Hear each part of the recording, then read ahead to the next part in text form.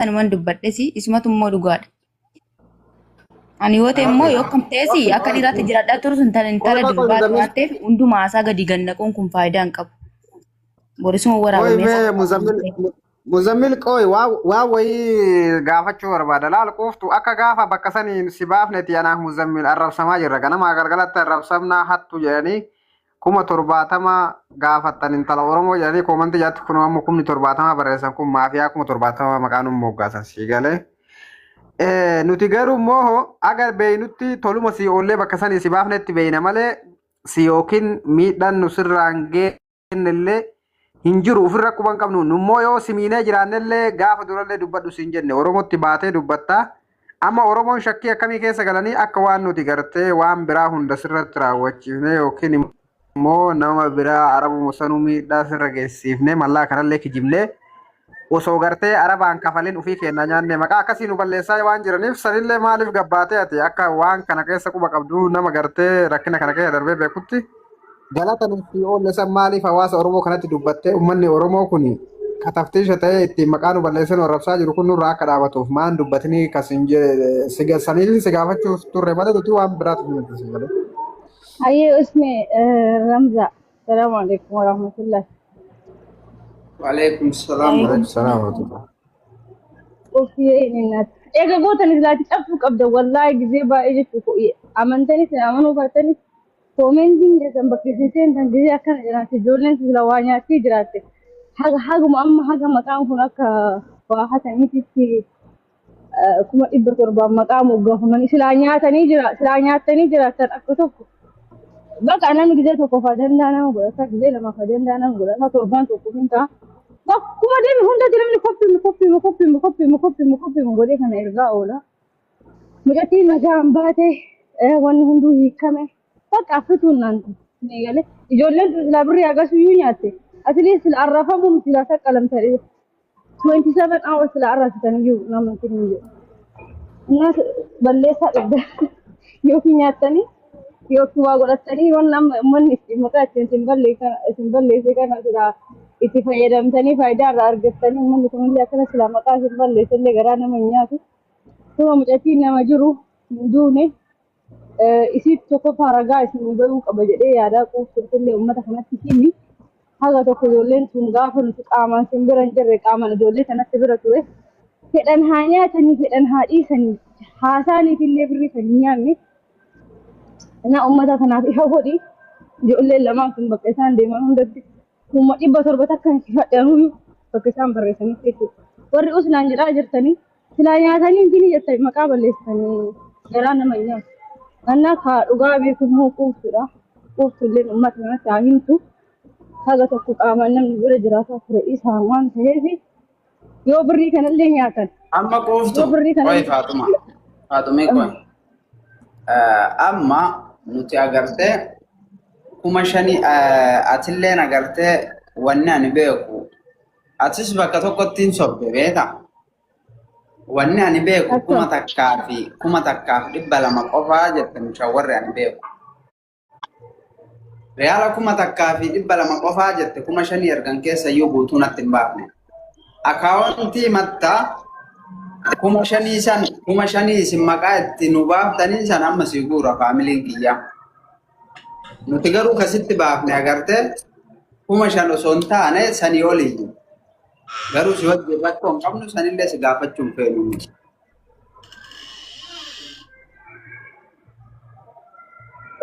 Dhiifama naa godhiti warri na arrabsaa jirtan as jala seentanii innaan isheen fakkeenyaaf maal jechuu qaba amma waan nuti dhagaame isiniin uummata kaase isin dabbafuu danda'a kun yaada faatumaas yaada kun dhageessanii akka nama yaada tokko ofitti akka nama miidiyaa fayyadamu akka waan argi tokkotti waan kun argi kun jalaa hasuudhaan hin jiru.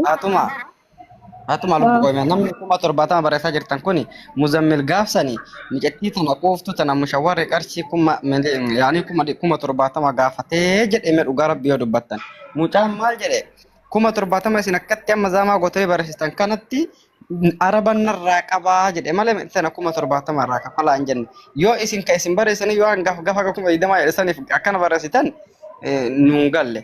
Me sababni maal isin 70 barreessitaniif maalin me sababni falanii hoo afachuu nyaatanii Mucaan mee qoy Zambiilaa wanna Faatumaa. kana. Mee Faatumaa qoy. Ina 70,000 narraa qaba. Namichi akka hinaan jedhe namichi hidhiqaa 70,000 irraa fuudhee narraa qaba. Jedhe malee Muzammili 70,000 mi'atti hin jenne midhaan. Ni galan. Sanuu maal jedhe watti masanitti 70,000 narraa qabu tanaayyuu dhimma micattiitii fi kiyya ka duraan waan walii goone san keessaa baasaa. Baasi jedhe namicha sana yeroo masanitti achi jirtan Oromoon daba isin dabdan kana abboon miidhagee guddate sana sin haa cufu malee mucaan yeroo sanattuu mushawwara kawaayee 70,000 kana keessaa baasaa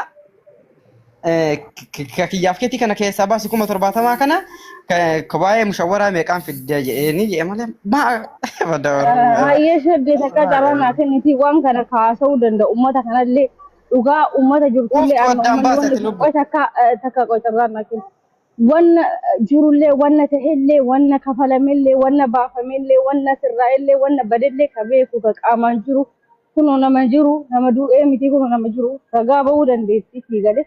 Yaani gizee tokko tokko namni ajandaafillee ta'e wayiifillee ta'e ijoolleen tunirraa waa argatuufillee ta'e atileetti birrii masanuu fudhanne mucattiin sun immoo bira jirti mucattii sanaati wanna jiru silaa ibsuun mana quubsuun haasofte. Uummata kanatti wanna jiru ifa baasee himte akka yaadaatti bareedee yaada. Oromoo waan takka qabde gadhiise takka gadi dhiisu waan takka qabde osoo haga ati gaafa qabrii duutellee homaati dara edisanii maqaa si balleessi galee. Abboon dantaa jaraati hudduu harree haaseen du'an dhimma jaraan qabu abbaan beete 70 hudduu isii keessatti haa barreessitu yoo barbaadde. Quuftu ani mallaqa naa buusi jedhe si gaafadhee beeka. Mallaqa 70 si gaafadhee jiraan. Waa'ee mallaqaa sitti haasayan.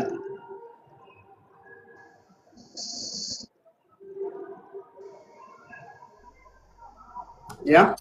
Fedhanii silkiin harkaa fudhan garuu gastii isheen natti godhamnaan waan dhufee seeraan dubbachuun naaf hin tamachaanii mana koo banee inni naam jedhe isa tokko tokkoon himeettan kana isin hima amman beeku garuu namni keessaan dhufee maallaqa na gaafatan jiru Oromootu dhuftee ijoolleen kun akkas akkas jedhaaranii sirratti waan nyaata mijjira jedhanii malee waa'ee 70,000 namni kana iyyuu quban qabu inni sana na dhukkubaa ture iyyuu. Namni na gaafates hin jiru. Ani maallaqas quban qabu namni na gaafates hin jiru. Ani beeku kan ittaan immoo isa maadhii maalii akka walgeetee sanii nagana qorattanii ganaa seettan immoo mana koo banee yeroo firii tasheerii isin godha kottaa na gaafadha amma haasa'u naan tamache oona namni waan gaafate sin jiru. Nuti kana kottuu bar ati yoo dhufte bar jaannata keessi jaannata nu galchitu bar ila kan nu kasi gaafataa jirru quuftu ani mallaqa si gaafadhe jira. Waa'ee mallaqaa sitti haasa'ee maal sin jedhaa ture ani gisee sanii. Mallaqa kan maaliiti gayyoomiiti. Gaafate achi baasu sanaan waa'ee mallaqaa sitti haasa'ee. Oromoo gaafattanii kaa likkii walitti moote Oromoo gaafattanii kaa mucaan argattan birrii kana malee jettee Oromoon natti himte siin dhoskanii naan jette achi kaan immoo birrii 70,000 kana riyaala 70,000 arabaa kan itti malee arabni quuftuu intala kan hin kennu jettee jettanii gaafattanii Oromoo malee anan namni waan gaafatan jiru. Isin maali sila uummata sodaattu moo Oromoo kun maa wal sodaattu sila walitti cabsaa walitti himaa ciqicikii tokko naqinaa bakka namni wal ajjeesu hin jiru wanti tokko hin jiru. Ati immoo tarii arabarkaa dhuguma qabaattaan hin beeku saallaa haalim rabbitu beeka. Hin beeku duraa walirraa qabaachuu hin dandeessu sin ta'uu danda'a. Oo eegsi gaafadha. Jarjarini koo himee obboleettiiti. Nuti Oromoo mallaqa 70,000 nu kafaltan malee quuftuun argitan jennee gaafanne. Ka Oromoota akka settee natti himte gaa maal godharee waan gastii irratti dhagee waan ta'eef ani isaa beekan qobaatti hin finne anaasaa. Ka Oromoo gaafanne ati Oromoo ol jirtaa si gaafachuu maaltu nu dhorge. Eessaa beekareen mucaa jedhanii na gaafatan akkuma isanii kan gastii irratti namoonni na gaafatan. Maal jetta waan hin argin. Jaratu naan jedharee maal godhaa? Nuti si gaafannee siin jedhee bara waa'ee jaraa haasee siin hin jenne nuti wanni si gaafanne jara. Dhageessin jettee jaran na gaafatu maali jaran na gaafatu. Dangal gabaabaadha. Mee Oromooni Oromoon Oromoo 7000 hawaalaa si gaafatanii jechuudha. Oromoon manatti namamee dhaggeeffadha gaafa dhaggeeffadha ture dhaggeeffadha ofuma jiraatti namamaniitu birrii 70,000 arabni si gaafatee naan jedhan 70,000 maalii jedheeniin gastii maakii irratti jechuudha 70,000 kan maalii jedheeniin. Achumaan muzee feet akkasuma jedheedhaan ani isa quban qabu yoo na gargaaraa dhiigaa kan irraa bu'e gastii. Lubbuun ta'etu osoo gurguranii 70,000 baafti quuftu rabbii jedhi. Osoo simaa gurguranii 70,000 baafti. 70,000 tariyaala 70,000 na gurgurtaa si jammari wallahi silaa waan magaariitti na gurgurachuu qabda malee wallahi 70,000 moo anamoo abbaate namoonni ni guuraa ture barakka dhiiraatti. Aramnu udduu gootuun argaa kan dhiiraatti amma dhagaye quuftu. 70,000 tu si kennanii amma na kenni taata wallahi. Oi, Singil na Ta'u nyikoo dammoo. waa'ee 70 keessaa baasa waa'ee 70 feekidha. Waa'ee 70 feekidha keessaa baasa. Oke quuftu ati. Quuftu dhagaisi. Sun uummanni hin kijiba beekaa maqaa nu balleessanii dhiisi ati waa'ee maakii minaa mifa. Ammoo wanni si gaafa. Dhaggeeffadha maqaa namaa Oromoon kutaan kudha tokko nu naatatanitti galatooma ijoollee lamman kana otoo immoo 70 iddoo jarri dhaqaa ittiin barreeffama. Amma dhagaifatu ka. Wiitii qabaddaa ittani maatii. Wiitii qabaddaa. Ani jalattis 70 barreessina ijoollee jalattis. Bareedaadha. Baga sana. Si maaloodhe maal feet akka isin irrattis soba Oromoo irrattis soba Oromoon kutaa tokko wal taatee amma lubbuu kan bisteetti waanis maqaa keessan si balleessu hin jiru waanis sobees maqaa namaan balleessu. Wallaahi soba. Nama maatiin qabne nama Oromoo nama Antoni guutummaatti qabadha olii gannan dhooftan si jammar dhugaasiin dubbadhaan hin argine ija koo qabu hin argine waan birii. Kottaa bu'aa. Qoyosumee bu'aatillee. Qoyinatti waccisiisaa jirtan dhibee sukkaaraatiin qabamaa jira amma shooddeetillee kun. Dhibeen sukkaaraa na qabaa jira quuftu. Waa'ee mallaqaa irraa ati maal beeyta gaafa? Lansoon gooyee. Ijoollee maa gabbuus tafataa jedhan. Lubbuun koo afur bichaatti gammadaa Oromoo kutaa tokko naa jiraadha na galatooma. Viidiyoo isin waraabu. Waa si gaafadhaa qoy. Waa'ee mallaqa sanii irraa namtichi sun meeqan dhufee si fuudhee wanni ati irraa beeytu jira. Silkii koo cibte bu'aan quban qaban lubbuun koo yoo wallaahi gannatan namitti harkatti waan quban qaban ergasii erga nama bicha riisiitii amma argiyan waan si waliin dubbatta eessatti ol beektan quban qabu garuu namichi garuu gabbaaseen bishaatti si deebisa naan jedhe dhaggeeffadhu sittani maati. Atis jirta silkii sitti dabaleera bishaatiin si deebisa moo birrii fidde birrii kan hin fiddu sun beekuan garuu moo riisiitii ati ganama ergite sun 1,200 galgalama waa ergite ta'e immoo quban qabu dhugaa jirtuun dubbadha Oromoonis lubbuu koo arra baaftee itti sinema dhubayeera jedhees nagargaartanii todheeti wanta afaan banu sun jiru dhugaarran deema arras taana boos dhugaa walitti atis waan arrabaas dhiisii waa'ee maal dhiisii seeraan na gaafadhu sii deebisa.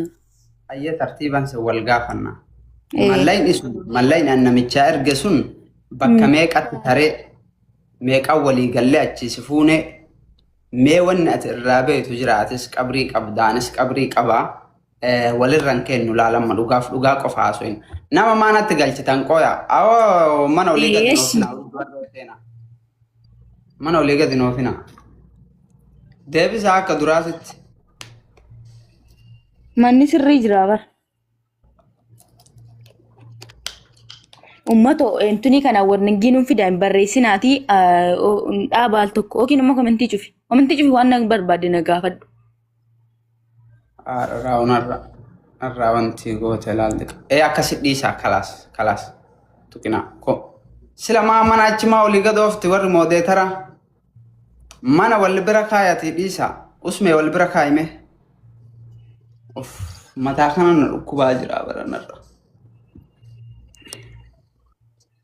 mana wal bira kaayaa dhiisa okay quuftu mallayni sun bakka meeqatti taree namtichi sun namicha abduu san harkaa meeqan dhufee si baasee akkasit dhiisa aboo haadhatee sanitti haa himaniiti mana olii gadi noofina. Dhaggeeffadhaa taadha namaan tuqini manni sirrii jiran dhaggeeffadhu. Gaafa sana bishaa tubaalaa kaasanii si bira fiduutu 5,000. Garuu namichi si bira nan finne bishaatti nagate. Kana olii gadi narkaadha ila wanti si galuu qabu. Wanti 5,000 tubaalaa kaasanii si bira fiduudha jiddaan. Garuu immoo si bira nan finne namichi bishaatti nagate. Kana narkaa wallee ila. Kana naa deebisatis. Wallaahi maqaa rabbi waliin Oromoos maqaan dheeyii nama tokko sin arrabsini anaan arrabsi. Rabbi kuma torba midhaan. Barreessinaan lubbuun koo bagaaftee kan nama gammadaadha. Nan gargaarin ati isaa barbaade wallaahi dhuma kuma torba sin barreessina gaaffii koos naa deebisatis. Gizee jalqaba gaafin kee bareeda. Gizee jalqaba sawwaaqa si erginu bishaa keessatti si baasna jenne moo gizee maakifaa wajji haasoynu jiddatti si baafna jenne. Zero gadi gala alles mene ko komentii eessatti si baafnaa wallahi kuma torbaatama kan nalaa dhugaan dubbadhu wallahi komentii cubsiifin deebisa maqaa rabbi ayya sirraa cufaama komentii cub maal inni isaan kuma torbaatama iddoo naqixee akkasitti nan kolfuu nan qabdu sii galee dhugaa dubbanni yoo ta'e si bira fiduutti 5,000 yeroo san man yoo kan lubbuun kan ko sibiilaatte wallahi billaa san argee yoo neesi si bira fiduutti 5,000 malee bishaatti nagatu ani beeku. Garuu rishikeetti ganama ergite sanan arge duraan immoo arabicha wal beektanii quban qabu. Namichi garuu halkan nakaaseetu bishaatti tubaalaatti si deebise dheeraa fi tira nakaafnaan amboo'ennaan achitti na deebise. Garuu arabicha wal beektanii da haqiiqa rabbiidha atis boriin duuta arabichaan duraan wal beektanii waan keessaa waan dubbannu garuu nu waan asirra dubbannu miti faamilii keetii agaluudhumaaf ammalee. Mee arabicha wal beektanii muze ilaa isa haqiiqa rabbi. Obboleettii tiyya kawaayee wal beekumsaa osoo innuu sittin dhufin dura Wal beekne. arabdichi kun araba hojii wajjin qabuu jedhaa erge. Laalina qoftu galanni namallee bakka tokko tokkotti agarte dhugaan namallee. Wallahi lazim wallahi Oromoo dura galatana biraa qabdan sillamman dhugaa rabbi ati inni aramni billaanatti fudhatu iyyuu siifan dhufattee araba kana baaftee dubbattee misiin jira keessan wallahi Oromoo dura situ galataan irraa qaba ammas galataan keessan badhu ittaan sun immoo Oromoo kutaa tokko hundi keessan iyyuu galatooma garuu immoo dhugaa dubbadhu arabicha wal beektanii dhugaa dubbadhanis dhugaan dubbataa dhugaa dubbadhu. Sirritti wal beeka sirritti. Atis biyya namaa jirta rakkinni booris hin dhufti rakkinni wawoo namarra geesse immoo Oromoo bira sin hanqattu. Sila uummanni tun qo'e moodeela. Ta'uunis waan barbaadan barreessan dhiisi bakka dhiisi miira keessa galanaa nuu kolfina qabu wallahi lazim garuu usumee ol gashiin nama biraa dhiisiti.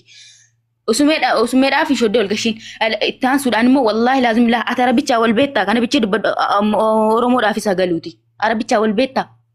Obboleettii tiyyaan arabdichaan sirritti wal beeka si dura osoo agartee sittin ergin dura namicha arab dalagaa wajji qabaa kana bichiitiin natti maal wajjin daladdan wallahi natti bilaa waan feenee wajjin dalayna sila dalagaa kiyyaa wajjin birri anga kana namatti kenna keessaa waliin dubbannu yookiin immoo ati dhugaa dubbadduun kolfiniiti dhugaa rabbi dubbadhu Oromoon booddee. Asirra dubbadhu keessaa wanni dubbannu takka hin jiru. Eshi wal beektanii arabicha sana afaan arabichi bar nama wanti miti bar nama dhalataa suudiiti bar. Ati akkamitti yaaddaa duuba? Qoftu ila afaan Oromoo hangabaabsee sitti ma. Obboleettii tiyya. Ati waa'ee mallaqaa irraa wanni ati beektu takka hin jiru. Eesh arabichaa wal beektanii malee waa'ee mallaqaas gaafadheeraan. Wal beeyna'ee kasa wal beeku an jalqabaa.